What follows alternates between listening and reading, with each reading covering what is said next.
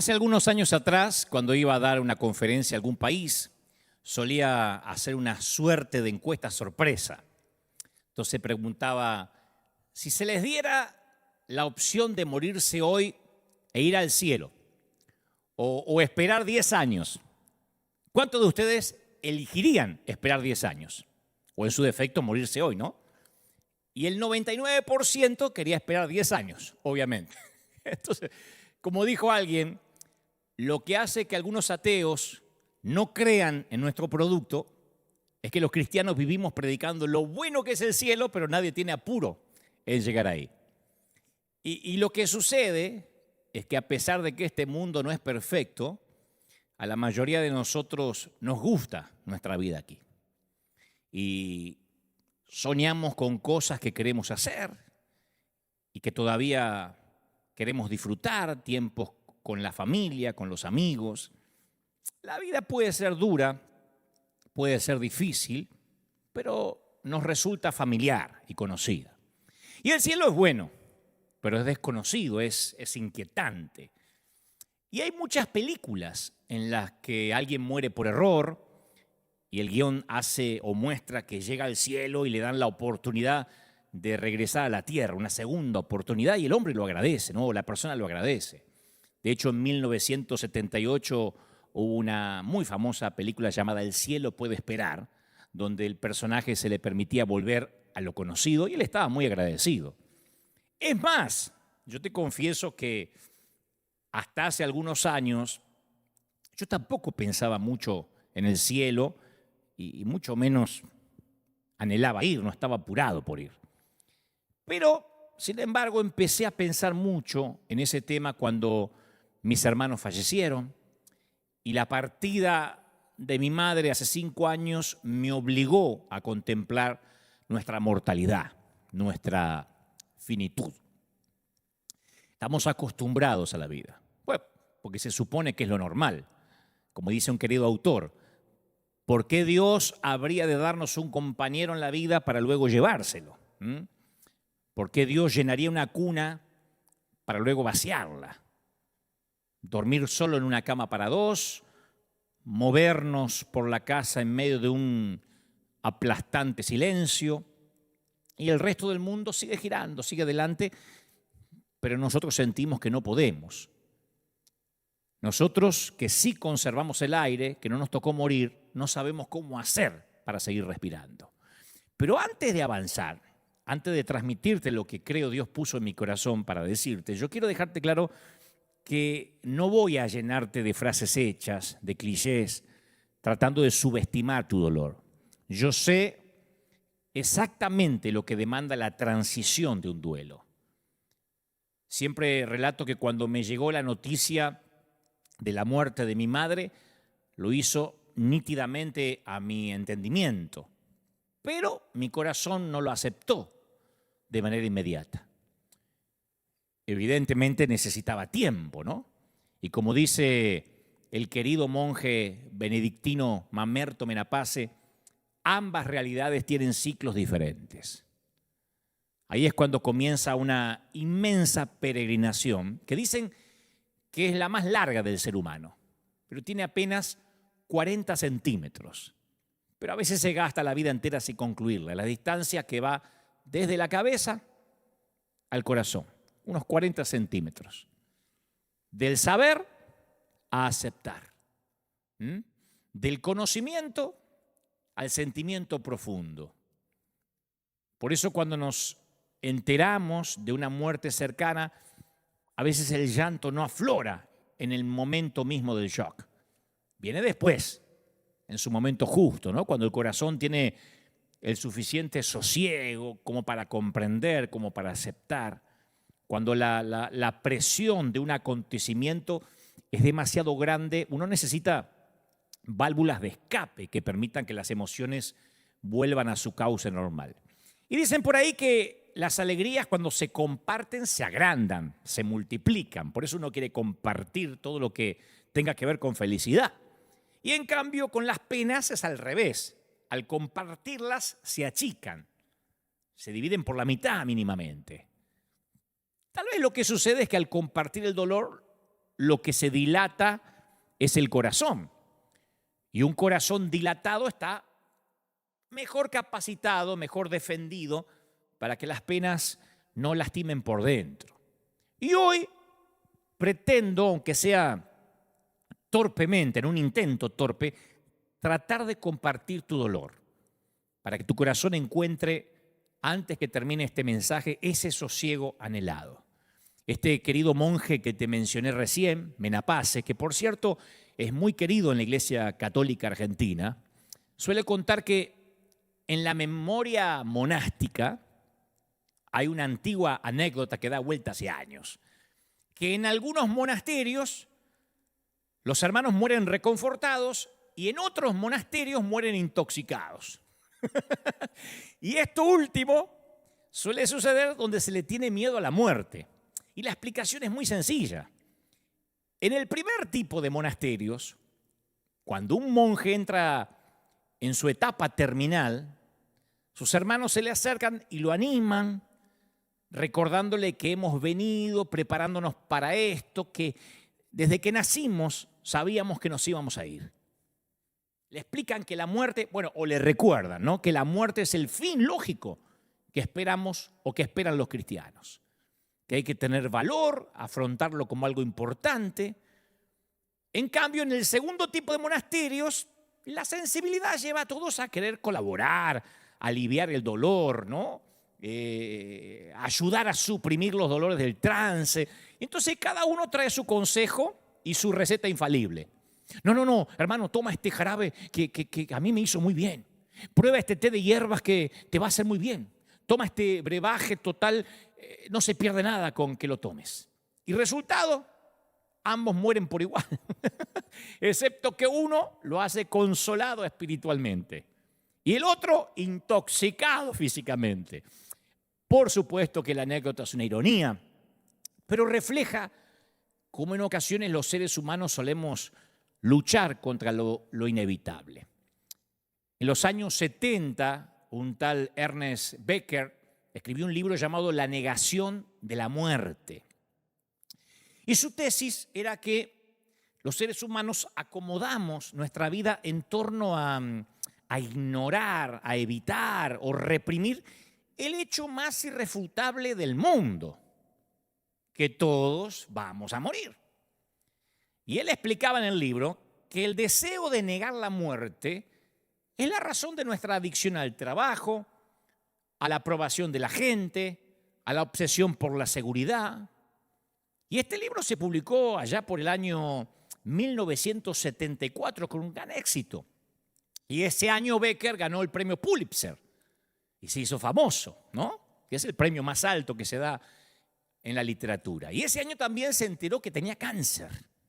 Y ese año se volvió a Dios. Y ese mismo año también murió. Entonces la vida es buena, ¿no? Por eso compramos seguros de vida. Pero ¿qué tenemos que hacer para cobrarlo? Morir. Entonces, en realidad es un seguro de muerte, pero nadie le dice seguro de muerte porque no se lo venderían a nadie. No lo llamamos de esa manera porque sería deprimente. Te venden un seguro de vida, aunque sabemos que es un seguro de muerte. Y hemos tratado, como decía este autor, de negar la muerte, de extraer de nuestra vida cotidiana la presencia de la muerte de todas las maneras posibles. De hecho, hubo muchísimos cambios en el lenguaje que fueron trazados por la industria a lo largo de los años. Fíjate que al difunto se lo transforma en lo que ahora llaman un carruaje y no ya un coche fúnebre. El ser querido, nunca el cadáver, el ser querido, se va a exhibir en una sala de reposo, ya no en una sala de velatorio porque tiene mala prensa. Por muchos siglos los muertos se enterraban en sitios que llamaban sepulcros, pero hacían que la muerte pareciera demasiado seria, demasiado irrevocable. De modo que en el siglo XIX apareció el cementerio como tal, por primera vez, que viene de la palabra griega que significa un lugar para dormir, no un lugar para morir, un lugar para dormir. Pero después de un tiempo, cementerio también empezó a sonar muy deprimente.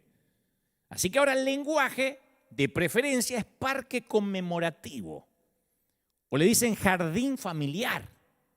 No es que te podés ir al jardín familiar, hacerte un asado con la familia. No, pero es un jardín familiar que está lleno de parcelas. Los sepultureros se han convertido en directores en pompas fúnebres. Las salas funerarias se llaman ahora capillas ardientes. Es la palabra muerte la que tiene que evitarse tanto como sea posible. Aun cuando parezca imposible de evitar, los que trabajan en esta industria dicen no mencionemos la palabra muerte porque tiene mala prensa. Se cambió el certificado de muerte. Antes se decía, busqué un certificado de muerte de fulano por una herencia, por lo que sea, por acta de defunción. Y si al ser querido se lo incinera, se le debe entregar a la familia una urna con los restos. Está prohibido decir las cenizas, porque suena feo. Acá están las cenizas de su tío. No, son los restos. Entonces, de ahí surge el embalsamar, la cosmetología de los muertos, que se convirtieron en industrias enormes. Y todo tiene un fin, una meta. Nos protegen de tener que ver lo que la muerte le hace al cuerpo. Yo, de hecho, he visto muertos más lindos que cuando vivían. Dije, en la vida estuvo así de bañado y perfumado y vestido. Yo leía que el primer cementerio de Estados Unidos fue tan hermoso que durante muchos años fue la principal atracción turística de Boston, ¿no? Su parquización, la manera en que los ingenieros y los arquitectos lo diseñaron. Y cuando se quiso crear el Central Park en Nueva York, se tomó ese cementerio como modelo. Y los arquitectos dijeron, ¿por qué no copiar todo el paisaje, pero sin las tumbas? Y desde más o menos ese día, yo creo que seguimos intentando copiar todo el paisaje, pero sin las tumbas. Como que no queremos ver las tumbas. No queremos recordar que hay muerte. Y en alguna época, si haces memoria, se le decía a los niños que a los bebés los traía la cigüeña, ¿no? En Argentina se decía que nacía en un repollo, que es una suerte de vegetal y que ahí estaba el niño dentro. Cualquier cosa para no explicar lo que había que explicar. Pero aunque éramos niños y se nos decía que una cigüeña nos había traído, se nos invitaba a acercarnos al ataúd para despedirnos de un ser querido, de la abuela, del abuelo. Nos decía, mira, está muerto, dale un beso. Ahora, hoy en día, ya nadie le dice a los hijos que nacieron de una cigüeña. Ahora se proporciona mucha información biológica acerca de cómo llegan los bebés al mundo, porque eso aconsejan los pediatras, los psicólogos. Pero se les sigue diciendo que el abuelo está descansando en un jardín con flores, que está en un parque conmemorativo durmiendo. ¿Sabes que en Arizona existe una compañía, una empresa llamada Fundación de Extensión de Vida Alcor, que es la fundación de criogenética más grande del mundo? Y pagando un precio considerable, media fortuna, te pueden congelar el cuerpo al momento de la muerte. Te llenan la sangre de anticoagulantes y luego te almacenarán en una cápsula de nitrógeno líquido que se congelará a una temperatura de 195 grados bajo cero hasta que puedan recalentarte como una pizza. Y la tecnología médica avanzada quizás pueda curar la enfermedad que te haya matado. Hay gente que lo paga. Eso de que Walt Disney estaba congelado es un mito. Pero hay gente que se está haciendo congelar para si algún día descubren una cura contra la enfermedad que lo mató, lo puedan resucitar. Y si no te gusta pasar frío una vez que estás muerto, una compañía ofrece eternidad en una cajita. Pueden googlearlo. Por $50 conservan tu ADN en una cajita durante los siguientes 10.000 años para que seas clonado cuando descubran cómo clonarte. También te ofrecen una garantía, ¿no? Por 10.000 años de devolverte el dinero, aunque no veo la manera de cobrarlo si las cosas salen mal, ¿no? Así que tratamos de eludir la muerte de maneras más sutiles. No sé si llegamos al punto de querer congelarnos, pero sí vamos a gimnasios, usamos cremas para la piel, técnicas quirúrgicas, dermatólogos, cinturones gástricos, dietas, medicamentos, vida libre de suegras, suegra free. Y cuando alguien muere, oímos a muchos cristianos decir, Decime si no lo escuchaste en cualquier funeral cristiano. Está en un lugar mejor. Está mejor que nosotros. Pero antes de morir, esos mismos cristianos tratan con toda su fuerza de orar para que no se vaya a ese lugar mejor. Queremos que se la aguante acá con el resto. Después que se fue a un lugar mejor. ¿Y entonces por qué hacíamos cadena de oración para que no se vaya a un lugar mejor? Tratamos de retener a nuestros muertos a fuerza de cadenas de oración. ¿Y sabe cuál es la ironía?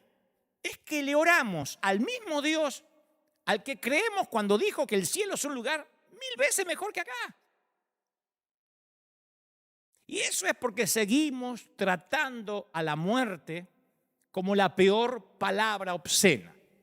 No dudo que haya algún comentario ya por ahí, que no lo puedo leer ahora, que digan, te estás tomando muy en chiste la muerte, porque le tenemos miedo y repugnancia. Vos fíjate que en lugar de decir simplemente se murió, introducimos un surtido interminable de eufemismos. Pasó a mejor vida. Y cada tío que va llegando va agregando una frase distinta, como si tuvieran la obligación de ser poéticos con la muerte. Se fue a casa. No se fue a casa, dice la otra. Se nos adelantó, porque para ahí vamos todos. Te da ganas de decir, ¿y por qué no te vas, tía, ya? Ahora por fin descansa, duerme en paz. Hay una página de internet que enumera 200 maneras de decir muerte sin decir muerte. Yo me acuerdo que cuando yo era niño, cuando yo era chiquito, las personas morían en casa. El cuerpo se ponía en exhibición en la sala del comedor. Quitaban la mesa y ponían el cuerpo, el ataúd. Y la gente llegaba a llorar y a hacer luto por su pérdida, pero nadie pretendía que no hubiera ocurrido una muerte. Pero cada vez nos incomoda más. Entonces empezamos a retocar toda la experiencia, los despachamos de esta vida en corredores de hospital blancos, esterilizados, sacándolos de la casa, sacándolos de lo familiar, porque no quiero que me quede ese recuerdo. Y la mayoría de nosotros hace todo lo posible para evitar que nuestros ojos vean la realidad de la muerte. Pero yo tengo que decirte esto de parte del corazón del Señor: la muerte es el gran nivelador de los poderosos y los humildes. La muerte no tiene favoritos. La muerte no hace tratos con nadie. No le importa si eres Messi o un desocupado. El campesino y el ejecutivo viven a la sombra de la muerte. Junto al ganador de la Liga Europea, la prostituta, la madre, el bebé, el adolescente, el anciano y el ganador del Oscar. El ataúd espera al cirujano que trasplanta el corazón, así como al esperanzado receptor, al director del funeral, así como el cuerpo que él mismo manipula. La muerte no elude a nadie. Vos estás diciendo, ¿y este mensaje me va a alentar? Sí, es lo primero que tenemos que saber. Mel Blanc, si yo te digo Mel Blanc, voy a decir, ¿quién es? Bueno, fue la voz, conocimos la voz. Los de mi generación conocimos la voz de Mel Blanc. Fue la voz de la mayoría de los personajes de los dibujitos animados de los Looney Tunes. Porky, Bugs Bunny, Lucas. Él hacía la mayoría de las voces en la Warner Bros. Y al final de cada episodio, ¿ustedes se acuerdan que se veía el chanchito? Porky que aparecía siempre al final con la misma frase. ¿Esto todo, amigos?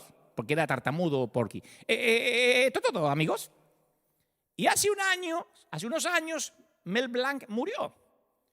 Y eso fue lo que escribió su familia en su lápida. Esto es todo, amigos. Porque Mel Blanc no creía que hubiera algo más allá de la tumba. Vaya sorpresa que se llevó, ¿no? Pero la naturaleza trata la muerte como un acontecimiento normal. Los animales presienten cuando se van a morir.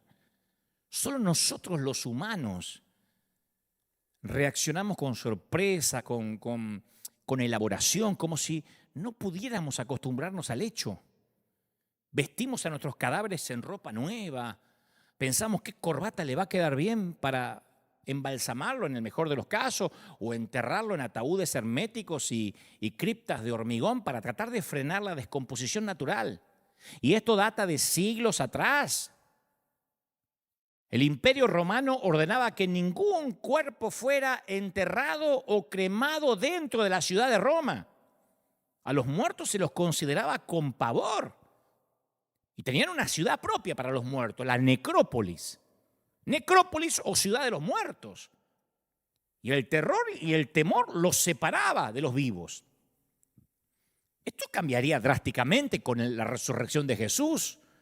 Cuando Jesús resucita, los cementerios se instalaron o empezaron a instalarse en los predios de las iglesias. Antes no. De hecho, algunos santos fueron enterrados debajo del suelo de la iglesia a fin de que, en un sentido metafórico y casi literal, los vivos y los muertos se reunieran para la adoración.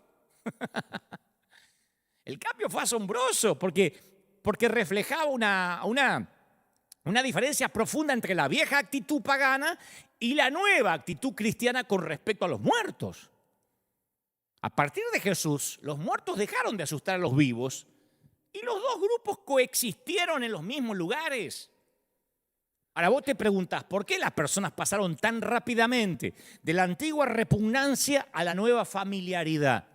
Debido a su fe en la resurrección. Debido a que Cristo mostró que resucitó, pero por alguna razón corren los años, nos olvidamos y volvemos a sentir aquella repugnancia y miedo por la muerte. Y oponemos una obstinada, torpe resistencia a ceder ante esa poderosa experiencia de la vida. ¿Y sabe lo que más me sorprendió durante esta pandemia? Yo estoy seguro que mucha gente del otro lado va a pensar lo mismo. A mí me sorprendió la sorpresa y el estupor que algunos cristianos tuvieron durante esta pandemia al enfrentar la muerte. Me sorprendió mucho.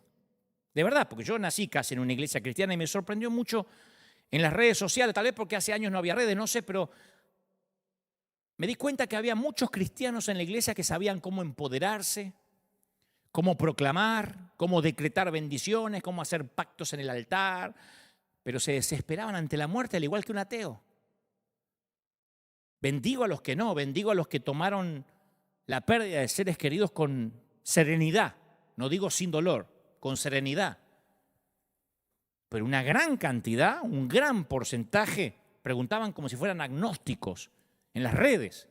¿Por qué Dios permite que se muera un pastor? No entiendo por qué se tiene que morir un pastor. ¿Por qué este virus se está llevando a la gente buena? Decían un montón de cristianos, como si la muerte solo pudiera llevarse a la gente mala. Por años dijimos, para el cristiano, la muerte simplemente es un cambio de domicilio, ¿o no? Pero es como que de repente viene un virus y nos olvidamos eso, de que la muerte es un cambio de domicilio. Esta es la promesa de Cristo en Juan 14:1. No se turbe vuestro corazón. No te turbes. Creéis en Dios, creed también en mí, dijo el Señor. Y agregó, en la casa de mi Padre muchas moradas hay. Si así no fuera, yo se los hubiese dicho. Si no hubiese moradas, no hubiese lugar para ustedes, yo se los hubiese dicho. Pero tranquilo, porque yo voy a preparar lugares para ustedes, lugar para vosotros. Y sigue, y si me fuere y os preparare lugar, vendré otra vez y os tomaré a mí mismo, para que donde yo estoy, vosotros también estéis. Yo no sé ustedes, pero yo puedo vivir con ese versiculito sin Biblia, solo con ese versículo en una isla desierta. Jesús prometió una hazaña que nadie imaginaba cuando dijo esas palabras. Regresaría de los muertos y rescataría a sus seguidores de la tumba. Escuchá, voy pues a preparar lugar para vosotros. ¿Viste cuando vas con toda la familia y papá decía, quédense acá, que voy a ver si está abierto? O los dejo acá y voy a buscar un estacionamiento y vuelvo. ¿Le crees? En Medio Oriente, voy a preparar un lugar para vosotros. Era una promesa que el novio le hacía a la novia. Después de recibir permiso de las dos familias, el novio volvía a la casa con su padre y construía una casa para su novia. Preparaba un lugar. Él usó la misma terminología que usaban los novios. Entonces, al prometer hacer lo mismo para nosotros, Jesús elevó los funerales al mismo nivel de esperanza que los casamientos, que las bodas. Desde esa perspectiva, el viaje al panteón y caminar por el pasillo central de la iglesia en una boda garantizan la misma clase de felicidad. Las bodas son buenas noticias, ¿no? Yo sé que alguien está pensando, no, a mí me fue muy mal cuando me casé. Yo una vez conté que tenía un amigo que ponía su video de bodas y lo ponía al revés, lo retrocedía. Le digo, ¿por qué haces eso? Dice, para verme salir de la iglesia en vez de entrar. Pero el Señor puso los sepelios, los funerales, al nivel de las bodas. Lo mismo dice Jesús de los entierros. Habla de celebrar una nueva temporada, un nuevo nombre, una nueva casa. Y en ambos ejemplos el novio se lleva a la novia del brazo.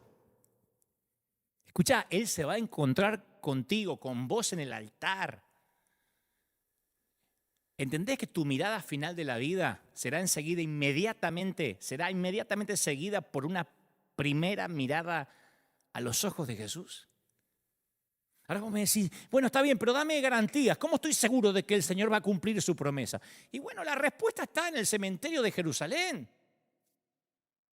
Si vas a Israel y a Jerusalén, no vas a encontrar ningún cuerpo, no hay resto, no hay ceniza, no hay huesos. Si la tumba de Jesús estuvo vacía siempre, entonces significa que su promesa no lo está. Su promesa es real. Vos sabés que esta historia me fascina. Una tribu de indígenas vivía cerca de un río, ¿no? De un gran río. Y surgió una peste. Del otro lado del río había un sanatorio que ninguno de los nativos quería cruzar porque ellos creían que el río estaba repleto de espíritus malignos, ¿no? Un mito, una leyenda. Estaba el misionero cristiano ahí que no sabía cómo hacer para quitarles el miedo al agua. Tenían que cruzar para ir al sanatorio, de otro modo se iban a morir. Entonces el misionero lo que hace es, le dice, muchachos, miren, y metió la mano en el agua para que ellos perdieran el miedo. Metió la mano hasta el codo, pero ellos todavía tenían miedo. Entonces el misionero dice, tengo que hacer algo más. Se mojó la cara. Y los nativos todavía tenían miedo. Es un truco, pensaron. El misionero no sabe qué hacer y prueba una tercera cosa, que es meterse en el río hasta la cintura. Caminaba por el río con el agua hasta la cintura, pero no los convenció. Entonces el misionero lo que hizo fue sumergirse por completo y salió del otro lado. Y ahí le creyeron. Y ahí cruzaron el río y se hicieron atender en el sanatorio.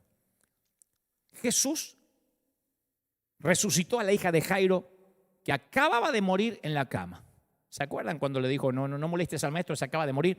O sea, metafóricamente metió la mano en el agua de la muerte. La gente no le creyó. Luego resucita al hijo de la viuda de Naín, que estaba dentro de un ataúd. Ya habían hecho el funeral, el velorio. O sea, en términos metafóricos, se mojó la cara en ese mismo río. La gente no creyó. Resucitó a Lázaro, que llevaba 4 días muerto, que sus hermanas dicen, está pútrido, huele. O sea, metió medio cuerpo en el mundo de las tumbas.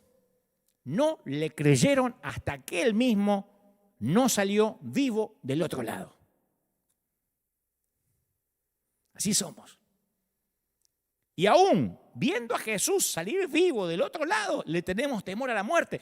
Mirá cómo el apóstol Pablo reduce la lógica a una sola frase en 1 Corintios 15, 23. Dice, pero cada uno resucitará en su debido orden. Cristo, las primicias, luego los que son de Cristo en su venida. ¿Vos sabés que Pablo les estaba escribiendo esto a los creyentes de Corinto? Que eran personas que habían sido educadas bajo la filosofía griega. Y se ve que lo estaban convenciendo de que los cadáveres no pueden resucitar.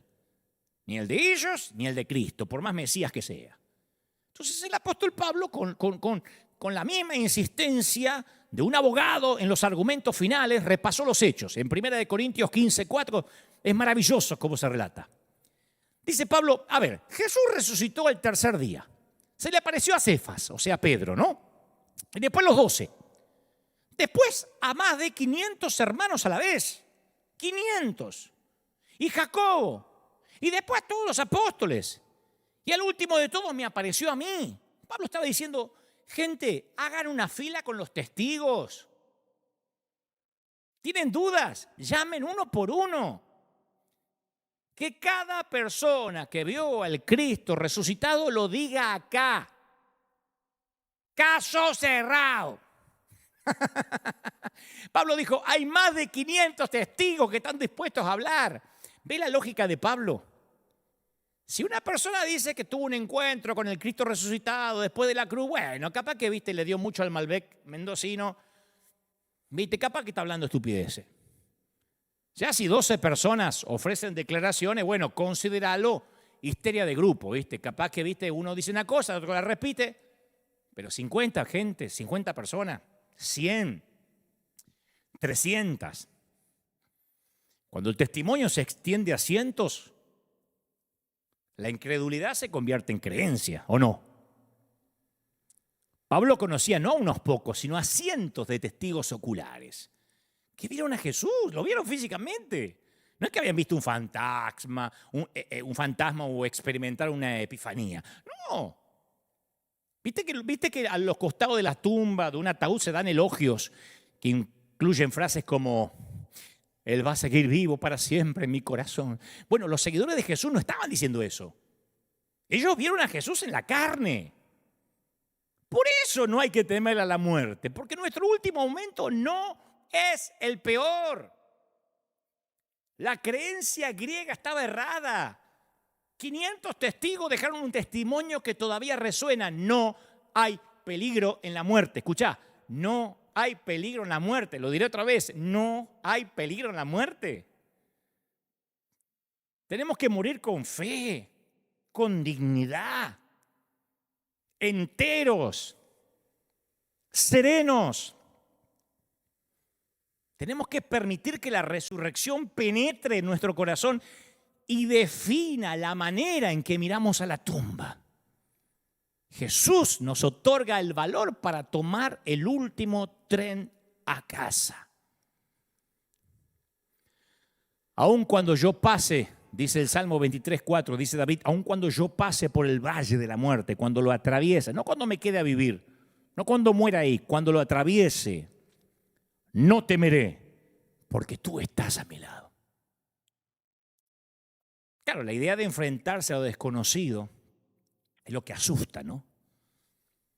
Así que, con la Biblia como nuestra guía, vamos a intentar en lo que queda del mensaje de sacar a la muerte de esa oscuridad aterradora, ¿no? De una vez por todas. Vamos a perder el respeto, ese respeto que no debimos haberle tenido nunca, teniendo a Jesús. Fíjate que la Biblia no teme hablar de la muerte y la llama por lo que es. Palabras como morir, muerte, cientos de veces aparecen en la Biblia. Y yo creo que el versículo más bello de la Biblia en cuanto a la muerte de la gente de Dios, claro, está en el Salmo 116:15.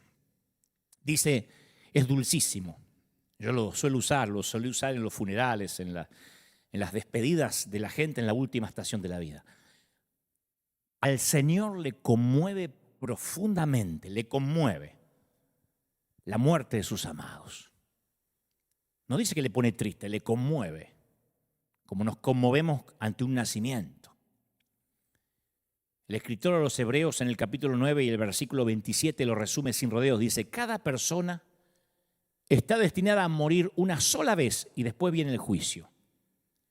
Entonces tenemos que entender esto. Mirá, la cuenta regresiva para la muerte no empieza desde un análisis de COVID que te da positivo. Con la metástasis, con el cáncer, con, no sé, la leucemia.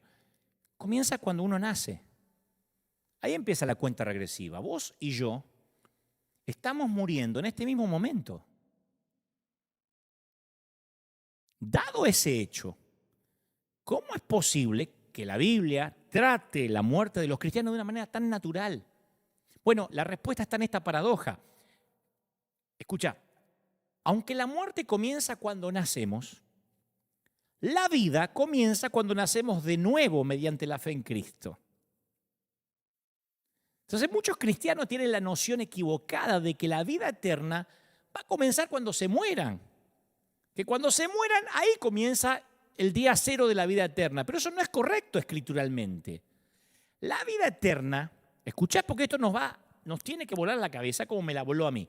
La vida eterna comienza cuando nacemos de nuevo en el reino de Dios, cuando creemos en Jesucristo como nuestro Salvador. A partir de ahí, nacemos de nuevo. Si no, el Señor hubiese dicho, no te mates, Nicodemo, nacer de nuevo porque igual te tenés que morir. No, uno nace de nuevo y es eterno. Porque nadie arrebata de su mano a los que son de Él. El mismo Jesús define la vida eterna de esta manera en Juan 17:3. La manera de tener vida eterna es conocerte a ti, el único Dios verdadero, y a Jesucristo, quien tú enviaste a la tierra. O sea, si conoces a Jesucristo, experimentás la vida eterna ahora mismo, aunque no te moriste físicamente. Y escucha, si experimentás la vida eterna ahora mismo, la muerte no es más que una breve interrupción de lo que ya experimentás, la vida que no tiene fin. La muerte es cuando uno cierra los ojos que baja de una montaña rusa. Es un segundo. Vos me decís, no, lo estás subestimando. Mira, el Nuevo Testamento está lleno de pasajes que transmiten esta perspectiva natural, transitoria de la muerte. Jesús se refiere a la muerte de esta manera. Dice, los ángeles, en Lucas 16:22, los ángeles los llevaron a estar con Abraham. Lo llevaron, no dice, y se murió, y la crisis quedó dando vuelta al espíritu. No, lo llevaron con Abraham. Jesús le dice al ladrón que se arrepintió. ¿Te acordás lo que le dijo el que murió a su lado? ¿Qué le dijo? En 3 meses vamos a ver si llegas al cielo. Le dijo, te aseguro que hoy estarás en el paraíso. Pablo describe la muerte en 2 Corintios 5:8 como estar fuera de este cuerpo terrenal, en el hogar celestial con el Señor, fuera del cuerpo. Pablo dice en Filipenses 1:21 que morir es ganancia, porque estaremos con Cristo. Y él dice que la muerte es mucho mejor que estar vivo, que estar en la tierra. Si cuando morimos, nuestro cuerpo, nuestra tienda, nuestra carpa terrenal será destruida, dice, pero heredaremos una casa en el cielo. Un cuerpo eterno, dice 2 Corintios 5:1, un cuerpo eterno hecho para nosotros por Dios mismo y no por manos humanas. Jesús describe la separación de la muerte como algo temporal, ¿viste? Como un detallito. Juan 16:16 dice, dentro de poco ya no me van a ver más, pero tiempo después me verán de nuevo. O sea, no es algo que hay que temer, sino un viaje que se inició al nacer, que culmina con nuestro destino final. Un viaje normal. Los ateos, los que no creen en Dios, solo se reúnen para despedirse para siempre. Los cristianos se despiden para reunirse otra vez. Hasta la próxima. Y hay una diferencia abismal entre estas dos perspectivas. Como lo señala Pablo, no tenemos que entristecernos como los que no tienen esperanza. Primera de Tesalonicenses 4:13. Él va más allá. Yo te dije al inicio del mensaje, te entiendo que estemos tristes, que estés triste. Pablo dice, no tenemos que entristecernos como los que no tienen esperanza. No hay que entristecerse. Voy a decir, che, pero qué sangre de pato tenía este Pablo, qué desalmado. Él dice, no, pero no veo la razón para entristecerse. Menos él, que había estado en el tercer cielo, dijo, no, te aseguro que no hay razón para entristecerte. Así será contigo y conmigo. No simplemente vamos a ser teletransportados al cielo. Los ángeles nos van a escoltar a casa. Y no es un deseo, es una verdad bíblica que se aplica a los cristianos. El día que se cierre el telón de esta vida, los mensajeros de Dios te van a llevar en el último viaje. Y en el momento en que pongas tus ojos en tu hogar eterno, un ángel va a estar ahí para compartir tu alegría. A medida que te das cuenta que toda dolencia desapareció, un ángel va a estar ahí para reírse contigo. Dios tiene un ángel asignado para llevarte a casa. Siempre me acuerdo las palabras de un gran misionero, Clemens, Frederick Clemens, que murió en Argentina, que estaba rodeado de sus discípulos, de sus pastores que él había levantado, y presuntamente él veía ángeles que lo venían a buscar y dice, ya me llevan a casa. No hable, don Federico, no se canse, no se esfuerce. Él decía, vale la pena gastarse para Dios. Ay, vale la pena gastarse para Dios. Fueron sus últimas palabras. En vista de esta certidumbre, ¿cómo vamos a tener miedo? Una niñita enferma de cáncer le preguntó a su mamá: mamá, ¿cómo es morir? ¿Me va a doler? Y la mamá pensó por unos minutos y dice: mira, ¿vos te acordás cuando eras chiquita y jugabas mucho y te quedabas dormida en la cama de mami? Y después te despertabas al otro día y de alguna manera estabas en tu cama, ¿no? Sí. Bueno, no llegaste mágicamente ahí. Tu papá había llegado, te había alzado, te puso tu pijama mientras dormías. Mi amor, así es la muerte. La muerte es despertarte en tu propia habitación. La muerte es despertarte en tu propia habitación. Yo pienso que no hay ningún versículo de las Escrituras que nos da una imagen más consoladora que el Salmo 23:4, que se cita en todos los funerales, sean católicos, adventistas, testigos de Jehová, protestantes, conservadores, reformados, pentecostales, aunque atraviese el valle de sombra y de muerte, no temeré mal alguno porque tú estarás conmigo. Para los cristianos todos los problemas son temporales y las bendiciones son eternas. Para los que no tienen a Cristo, las bendiciones son temporales, el auto, la casa, el yate, y los problemas son eternos. La muerte es una puerta de salida y el cielo es una entrada. No obstante, las dos están colocadas tan cerca que una se abre cuando la otra se cierra. ¿Viste como esos barrios privados con doble barrera? O sea, cuando pasas una barrera ya está la otra que se abrió. Cuando alguien dice que una persona moribunda está a las puertas de la muerte, es verdad. Pero si otro dice está a las puertas del cielo, también es verdad. Ambos están en lo correcto. Hay que perder el miedo a la muerte, son las puertas del cielo. ¿Cómo se llega al cielo si no pasas por ahí? Es como querer llegar del otro lado y no querer atravesar el túnel. Mira, cuando yo era chiquito, yo amaba mi casa, que era chiquita la casa, pero la amaba durante el día.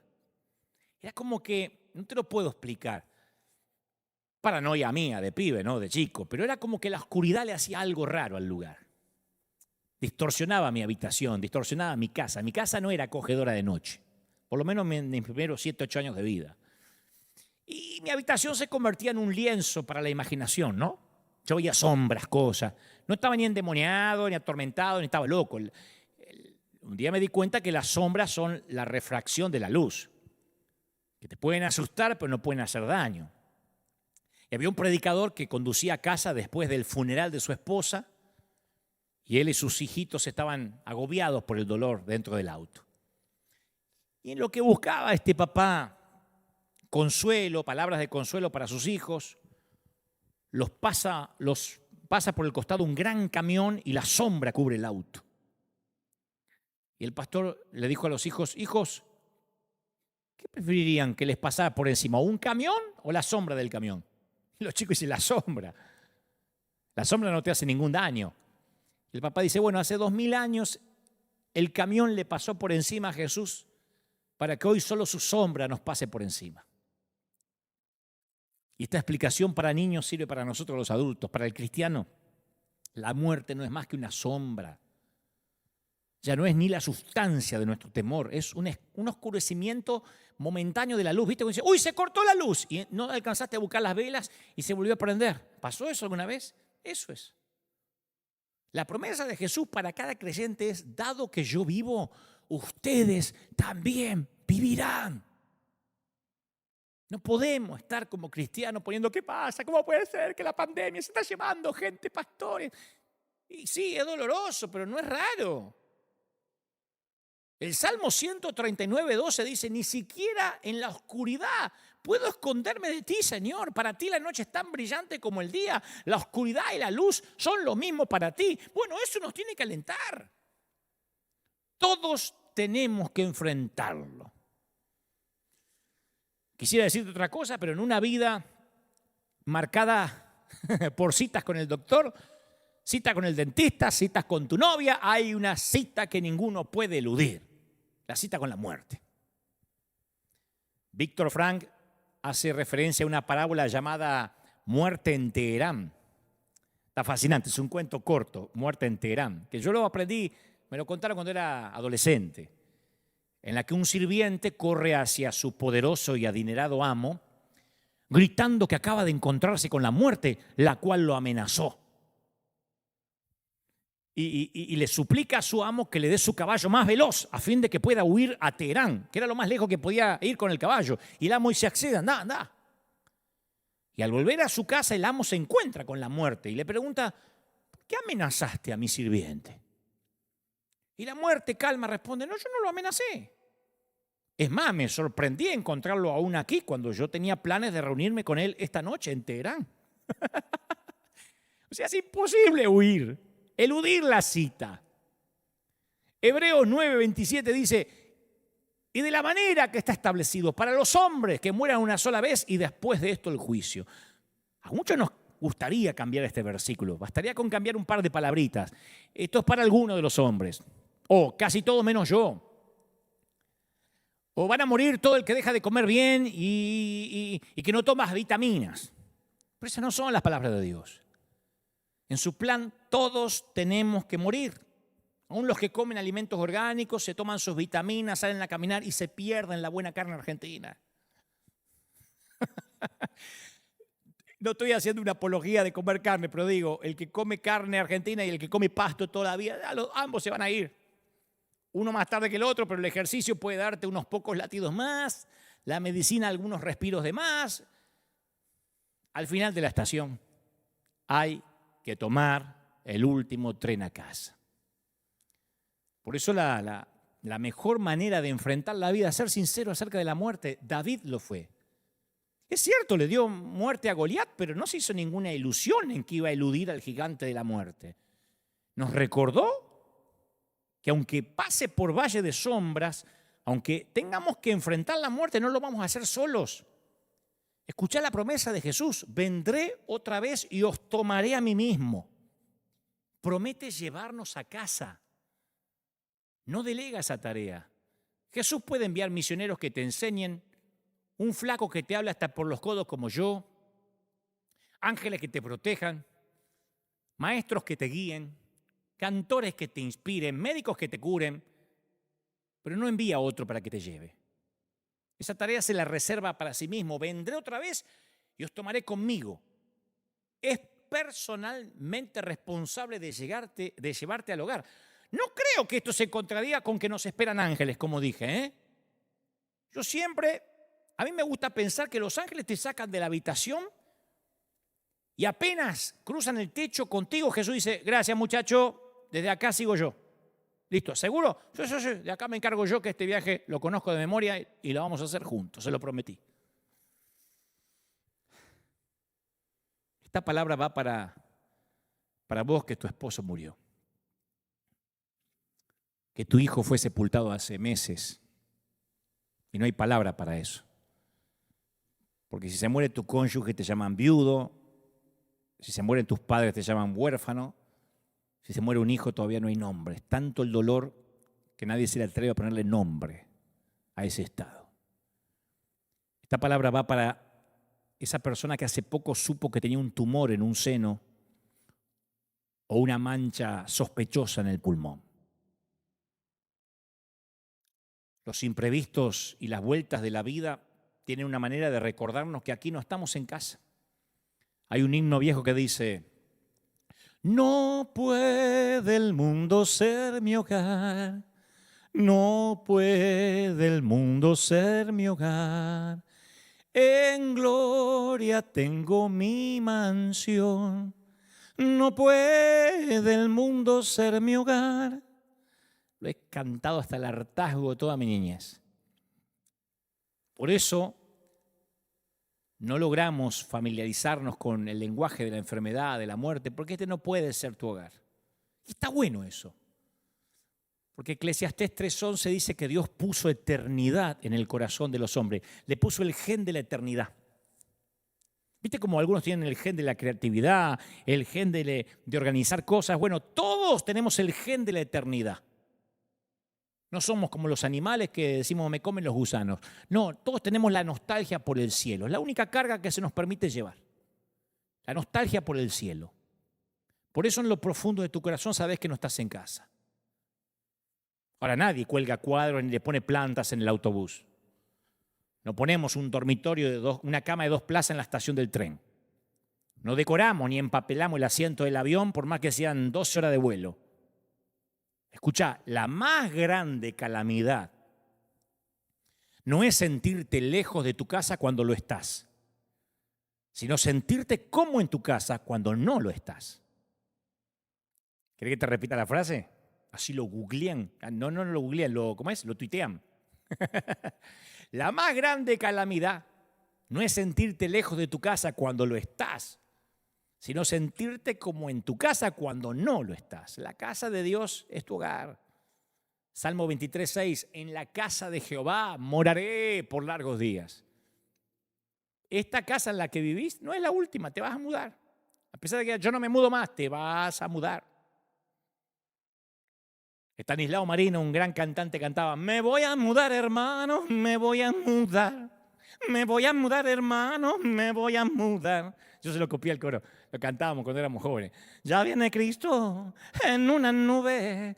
Y no me acuerdo cómo se llama, pero era así muy salsero, ¿sabes? Azúcar, me voy a mudar, hermano, yo me voy a mudar. Y yo lo cantaba por años. Y nunca me olvidé de la canción. No, vamos a mudar. Los cumpleaños nos recuerdan eso. Yo ahora estoy más cerca de la muerte que de la infancia. Yo estoy más cerca de la muerte que de la infancia. Estoy más cerca de la tumba que de la cuna. Yo sé que parezco más joven, pero tengo 52 años ahora mismo. Y para mi edad se usa un lindo término. Dicen la mediana edad. Claro, es acertado si es que voy a vivir 100 años. Si no, no es la mediana edad. Yo siento la sombra de la muerte que ya se mueve con sigilo hacia mí, ¿no?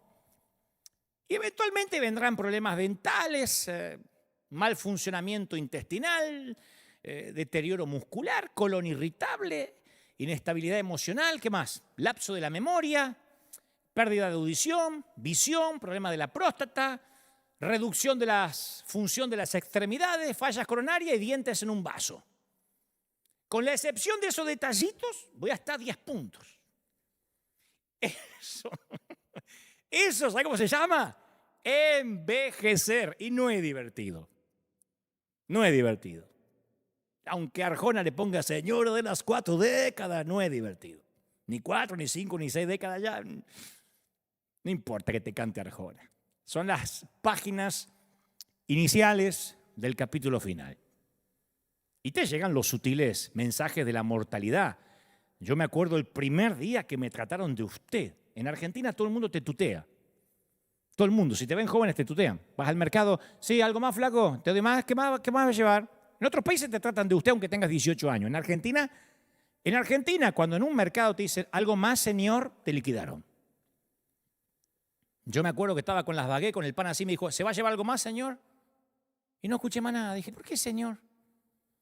Si yo en el espejito retrovisor me veo bien.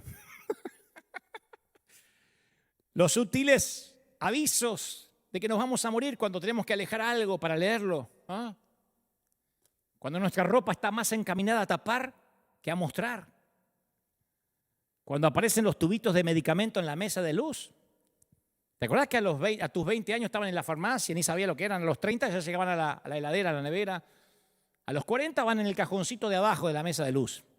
Ya después de los 60 los tenés que poner arriba con cartelito al lado del despertador porque si no lo encontrás te olvidás de tomarlo. Los temas de conversación cambian, ya no hablas de películas, sino que todo gira en torno al último análisis. Y lo que es peor, entendemos el análisis. Yo he escuchado charlas de hombres diciendo, de mujeres, ¡ay, gloria a Dios que tengo 96 miligramos de glucemia, qué sé yo! 40% de hematocrito, ¡ay! Las plaquetas 209 y 7.2 de leucocitos. Tengo unos nitritos urinarios bárbaros, gracias a Dios. Todos los leucocitos me dieron negativo. Hace unos años era mandarín básico. Ahora nos quedamos mirando y debatiendo el resultado del análisis como si leyéramos el mapa para encontrar el santo grial. Y por la manera en que tratamos de evitar envejecer, uno podría pensar que podemos lograrlo, que podemos evadir la muerte, escaparnos a Teherán. Pintamos el cuerpo, preservamos el cuerpo, protegemos el cuerpo y hacemos bien porque los cuerpos son un regalo de Dios. Tenemos que ser responsables, pero hay que ser realistas también. Este cuerpo debe morir para que pueda vivir el nuevo cuerpo. Primera de Corintios 15:50 dice: la carne y la sangre no pueden heredar el reino de Dios, ni la corrupción hereda la incorrupción. ¿Querés que te diga algo? Escuchen las señoras principalmente. Esto va a sonar extremadamente machista, pero a todos. Hoy en día no se puede hacer distinción. Pero especialmente las mujeres y los varones que son demasiado coquetos. Tengo una revelación. El envejecimiento es idea de Dios. No es algo del enemigo, que eso viene con la maldición del huerto. No, es una de las maneras en que nos mantiene pensando en el hogar. No podemos cambiar el proceso, pero podemos cambiar la actitud. El genial Max Lucado tiene una suerte de poema que dice más o menos así: ¿alguna vez alguien llora por el fallecimiento de un tulipán? ¿Lloran los jardineros cuando los bulbos comienzan a debilitarse? No. No compramos fajas para tulipanes ni crema para arruga de pétalos. No consultamos cirujanos plásticos para hojas ni le ponemos cinturones gástricos al tulipán. Ningún jardinero llora el fallecimiento de un bulbo, lo celebra. Los amantes de los tulipanes se regocijan en el mismo minuto que el bulbo se debilita. Dice: mire, va a florecer. ¿No será que el cielo va a celebrar de igual manera? ¿No será que en el cielo ocurre lo mismo? Los ángeles señalan nuestros cuerpos. Y mientras más frágiles, más se emocionan. Mira, esa señora en el hospital va a florecer. Mira, ese hombre enfermo del corazón vendrá a casa pronto. Mira a Dante intentando jugar a la pelota, da vergüenza. A este también le queda poco. Ya viene a casa. Romanos 8:23 dice: nosotros también gemimos dentro de nosotros mismos, esperando la adopción, la redención de nuestro cuerpo.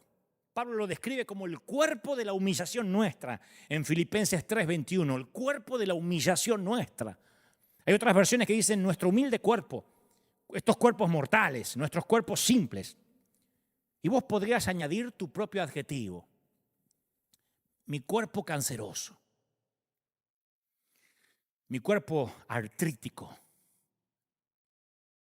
mi cuerpo con colesterol malo, mi cuerpo diabético, mi cuerpo con COVID, mi cuerpo con problemas de tiroides, mi cuerpo que engorda constantemente. Las palabras pueden ser diferentes, pero el mensaje es el mismo. Los cuerpos son débiles. Comenzaron a decaer en el minuto que comenzamos a respirar. Y según Dios, eso es parte del plan. Cada arruga, cada fastidio es un paso más cerca del último paso. Cuando Jesús cambie nuestros cuerpos comunes en cuerpos eternos, no más dolor, no más depresión, no más enfermedad. Esta no es nuestra casa permanente, no más temor a la muerte. El otro día alguien me decía en las redes si me ponía Botox. En la vida me puse algo en la jeta, nunca. ¿Me pueden creer o no? Algunos me dirán, sí, se nota porque está bastante viejo. Bueno, sí, pero por eso, menos que menos. No, pero algo se hizo en la cara. No, es que no le tengo miedo a la muerte. Estoy envejeciendo dignamente. Yo veo las Escrituras y brindan una esperanza para los que han nacido en el reino de Dios. ¿Dónde está, oh muerte, tu victoria? ¿Dónde, oh muerte, tu aguijón? No temas. Yo soy la resurrección y la vida. No dice yo seré, yo soy. El que cree en mí vivirá aunque muera. ¿Crees esto? Ningún líder religioso diría eso. Buda nunca dijo eso. Mahoma nunca dijo eso. Confucio nunca dijo eso. Walter Mercado nunca dijo eso. Jesús lo dijo. Jesús insistió que no se le permitiera a la muerte que tuviera la última palabra. Se paró frente a la tumba de Lázaro y dijo: quiten la piedra, Lázaro, ven fuera. Y Lázaro se levantó. Hay una historia de dos hombres en un museo. que ven una pintura de un partido de ajedrez. Dos ajedrecistas, ¿no? Y un personaje en la pintura tenía aspecto de hombre, normal. Y el otro se parecía al diablo, a como por lo general se suele imaginar al diablo, ¿no? Y al hombre le quedaba su última pieza por mover. Y el título del cuadro era Jaque Mate. Y hay uno de los dos hombres que está en el museo que observaba la pintura, era un campeón internacional de ajedrez. Y algo acerca del cuadro le intrigaba y lo empezó a estudiar. Quedó tan absorto en la pintura que su acompañante se puso un poco impaciente y le dijo, ¿qué hacía? Y el campeón de ajedrez le dijo, no sé, hay algo en esa pintura que me molesta, la quiero estudiar un poco. Adelantate y recorrer el lugar. Y cuando el amigo volvió, después de un rato, el maestro de ajedrez le dijo, hay que ubicar al hombre que pintó esta pieza. Tenemos que decirle o que cambie el cuadro o que cambie el título, porque hay algo errado en la pintura. Yo soy un campeón internacional de ajedrez. Y su amigo le preguntó, ¿y qué tiene de malo la pintura? Y el hombre le dijo, se titula Jaque Mate. El título está equivocado. Por lo que veo, al rey todavía le queda una jugada. Un niño pequeño llamado David se enfrenta a un gigante llamado Goliat. David es tan chiquito que ni siquiera puede usar armadura de adultos. No puede sostener una espada para adultos. Es jaque mate. No. Al rey todavía le queda una jugada. A un hombre llamado Daniel lo lanza a una fosa de leones porque se niega a dejar de orar a su Dios. Los leones tienen hambre y él pasa toda la noche ahí. A la mañana el rey Darío lo llama y Daniel le dice que los leones se hicieron vegetarianos. Al rey todavía le queda una jugada. Un hombre llamado Moisés convence a una nación de esclavos oprimidos a huir del hombre más poderoso de la tierra en ese momento. Y el faraón se decide ir a buscarlos. Dice, tu abuela se van a ir de acá. Y ahora están todos los esclavos, los ex esclavos, a la orilla del Mar Rojo, que está frente a ellos, y atrás el ejército detrás. El ejército que los viene a liquidar. Y el pueblo dice a Moisés, ¿en qué estabas pensando cuando nos sacaste de ahí? Al rey todavía le queda una jugada. Un hombre llamado Jesús se dirige a Jerusalén. En el Viernes Santo las autoridades lo acusan, lo juzgan, lo azotan, lo golpean, lo cuelgan en una cruz para morir, lo tiran en una tumba para que se pudra de la misma manera que todo cuerpo humano lo ha hecho desde que entró la muerte en este tenebroso mundo. Un soldado romano dijo, eso es todo, amigos. Esto es todo, amigos. Se terminó el espectáculo. No hay nada que ver. Hora de ir a casa. Aquí no hay nada para ver. Pero estaban equivocados. No estamos equivocados. Jaque mate. No, al rey todavía le queda una jugada más. Yo quiero que entiendas que tu futuro, con quien se fue, con quien se adelantó, es infinitamente más grande que tu pasado con él. Yo sé que lo echas de menos. Es que la muerte a veces parece que se lleva demasiado. Claro, porque no sepultamos solo un cuerpo, sino el matrimonio que nunca se efectuó en ocasiones. Los años dorados que nunca conocimos, sepultamos sueños. Si sepultaste un hijo que no llegó a la mayoría de edad, sepultaste un montón de sueños, el verlo casarse, que te dé nietos, ¿no? Pero en el cielo esos sueños se van a hacer realidad. Dios prometió la restauración de todas las cosas. Todas las cosas, incluye todas las relaciones. El libro que fue llevado al cine, que se llama El cielo es real. El cielo es real, ¿no? Sí. Cuenta la extraordinaria experiencia vivida por un niño que se llama Colton Burpo, que estuvo al borde de la muerte. Y Colton, de apenas 4 añitos, fue sometido a una operación de urgencia que hizo temer por su vida. Sus padres pasaron horas de angustia en el hospital hasta que le dieron la feliz noticia que el niño se había salvado. Y posteriormente, de forma totalmente espontánea, natural, Colton empezó a hablar de lo que aconteció mientras su cuerpo estaba en la mesa de operaciones. Y lo que hace creíble esta historia es que el nene de 4 años le dice a su mamá: mami, en tu barriga murió un bebé, ¿no? Una bebé.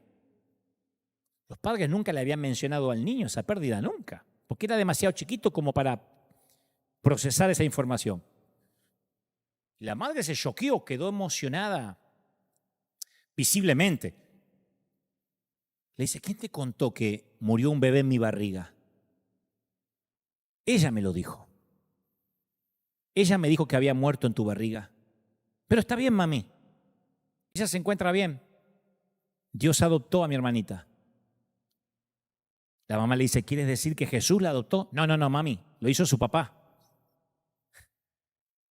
Los ojos de su mamá se iluminaron y preguntó: ¿y cómo se llama?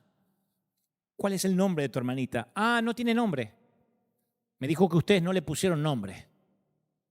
Y dijo que está ansiosa porque tú y papi vayan al cielo y le pongan nombre. Y alguien en el cielo está diciendo lo mismo en cuanto a ti. Ellos anhelan el día cuando la familia de Dios vuelva a estar junta. Imagino a mi vieja diciéndole al Señor: ¿falta mucho? Ya viene mi hijo. Poquito. En ese hogar no hay adioses. De habitante de una tierra de adioses a ciudadano de un cielo de olas. ¿Te imaginas un mundo sin lápidas, sin forenses, sin cementerios, sin ataúdes, sin morgues? Un mundo donde no se hacen funerales, no más tierra sobre un cajón. Ahora es posible que si perdiste a un ser amado, te preguntes: ¿y por qué no sé cómo están? ¿Por qué Dios no permite que se comuniquen con nosotros? Si ellos ya viven en la luz, en la felicidad, ¿por qué no nos dicen algo, una señal de que están bien? Si al menos yo tuviera una señal, me haría atravesar este valle de lágrimas mejor. Cuánto consuelo me daría una palabra de mi esposo, de mi hijo, de mi mamá, certificándome que está bien. Bueno, pero la misma pregunta es válida para el bebé que está en el vientre de la madre y todavía no puede ver la luz. ¿Por qué no nos comunicamos con él mientras está navegando en la placenta oscura, húmeda? Y le damos seguridad de nuestra presencia afuera, que lo estamos esperando. ¿Por qué no le damos al bebé que está en la placenta la seguridad de la luz en la que vivimos y que él pronto la va a compartir? Sí, lo hacemos. Le hablamos a la panza, le ponemos música y tratamos de encontrar algún tipo de belleza en esa rara foto que nos dan en la ecografía. Pero el bebé todavía no está capacitado para entendernos. Y tal vez nos pase lo mismo, hay demasiada luz en el cielo que nosotros no podemos comprender. Por eso la pregunta tal vez no sea: ¿hay vida en el más allá? No, sí que la hay. Esa no es la pregunta. Por el momento, la única pregunta verdadera respecto al futuro es: ¿hay vida en el ahora? ¿Esto que vivo vale la pena? ¿Esto es verdadera vida? ¿Tengo ganas de irme a casa? Como dijo una vez, a tu historia le falta el mejor capítulo, a tu concierto le espera la mejor canción. La primera vez que yo fui a ver una obra de teatro en Broadway, en Manhattan, antes de ir alguien me dijo: acordate, Dante, que lo más importante de la obra siempre es el final, ¿eh? No te vas a levantar antes de que termine porque Broadway pone todo en el final. Justo antes que se baje el telón, presta atención al final. Y sí, saben que tienen que pegar acá. ¡Pah! Y uno tiene que salir de ver Lion King, Los Miserables, Mary Poppins. El gran cierre. Todo el presupuesto está en el cierre, en el opening y el cierre. Y él organizó un gran cierre de telón para tu vida. Él te espera en casa. Pronto vas a estar en casa. Está más cerca de casa de lo que piensas. Así que yo no sé qué tan lejos estés hoy de tu estación final. Pero te puedo dar un consejo que no me estás pidiendo. Cuando veas tu vagón, despedite, subí con una sonrisa, no lleves maletas, viaja liviano. Y andate sin degradarte, sin deterioro, sin corromperte, como una persona consciente del viaje que va a hacer. A los que se quedan, no retengamos a quienes les llegó el último vagón, el último tren, si es que realmente creemos que van a un lugar mejor. Porque después es hipócrita decir, se fue a un lugar mejor. Si era mejor, dejémoslos de retenerlo aquí. Suéltalo. Bueno, al menos es así como yo planifico tomar mi último tren. ¿Sabe que cuando llegue a la penumbra de mi atardecer, yo quiero enfrentar la muerte entero y vivo? Ya lo decidí. No sé de qué voy a morir, quiero pelear con sabiduría, sabiendo de que la batalla es posible mientras que haya equivalencia, ¿no? Mientras que haya equivalencia, yo no soy de entregarme rápido, de rendirme. Pero apenas sepa que las reglas de juego dejaron de ser parejas, yo no quiero aferrarme torpemente a una balsa y estar ahí pendiente de un montón de cañitos y respiradores. Vos decís, no, porque no lo has vivido. No, yo ya lo decidí. Yo quiero decir basta con estoicismo. En mi caso, yo detesto dar lástima. Y me habré ido cuando me tenga que ir, cuando Dios lo haya decidido, habiendo comido una porción grande de la vida. Con reivindicación. Con una vida bien vivida. Porque puse lo que había que poner. Porque me lo he ganado. No la salvación, sino el derecho a vivir de este lado del sol. Así que ya decidí que no voy a huir. Voy a llegar vivo a mi muerte. Quiero soltar a quienes amé y también quiero soltarme. Y quiero irme, si puedo, levantando el pulgar y guiñando un ojo, si la mente me lo permite, ¿no? Si no estoy senil para olvidar lo que era guiñar un ojo. Como se van aquellos cristianos que han estado realmente vivos. Y aunque la mayoría llore mi muerte y haga resúmenes de mi corta vida, yo tomaré mi último tren pensando, al rey todavía le queda una jugada. Padre, gracias por los que están del otro lado. Gracias por poder transmitir este mensaje directamente de tu corazón. A los que sufren, a los familiares de los que ya se fueron, a los seres amados cuyo dolor parece que no se va y les duele respirar. Oro para reconciliarnos con la muerte porque tú ya lo has hecho, solo tenemos que aceptarlo. Oro para que todo temor se vaya, todo miedo, para que haya relax. Alguien tiene que pegar en las paredes del baño, del botiquín, de la cocina, donde pases más tiempo, papelitos con un solo versículo que diga, aunque ande en valle de sombra y de muerte, no temeré. Y de la muerte para abajo no tenerle miedo a nadie. Porque no tenemos miedo, porque señores, de eso estamos hechos los cristianos, de no tener miedo. Somos pilotos de tormenta. ¿Dónde está muerte tu aguijón? ¿Dónde? O sepulcro, tu victoria. Y cuando alguien no le tiene miedo a la muerte, literalmente es indestructible. Te animas a creerle cosas grandes al Señor. No estoy hablando en contra de la prudencia, porque yo tampoco salgo desnudo en un día de invierno o meto los dedos en el enchufe. Pero Dios sabe que nunca tuve miedo a contagiarme. Pero no porque digo, no me voy a contagiar. Porque si me contagio, ya vi que es lo peor. Irme con el Señor. Y si toda la vida prediqué que es un lugar mejor, sería un hipócrita si cuando me toca ir a ese lugar mejor, quiero aferrarme a una balsa ridícula llamada vida. Hace unos 5 años partió mi mamá con el Señor y al día siguiente yo tenía que grabar 10 programas de televisión, un programa que se emitía en la cadena Azteca en México, Dante Night Show. Y salí a grabar y a hacer mis monólogos y a entrevistar gente. No pude viajar a Argentina para despedirla. Sin embargo, alguien se me acercó y me dijo, Dante, tendrías que hacer tu duelo, eso no está bien reprimir el dolor. Pero yo, a pesar de que la extrañaba, no me dolía. Porque escuché toda mi vida a mi vieja decir, cuando llegue allá le voy a dar un abrazo a Jesús. Porque allá es hermoso, porque allá voy a ser joven y voy a poder bailar, que tu padre no me deja.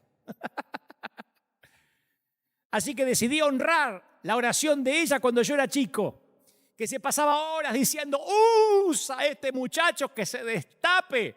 Yo era el emporio de la timidez. Aún no sabía que tenía síndrome de Asperger.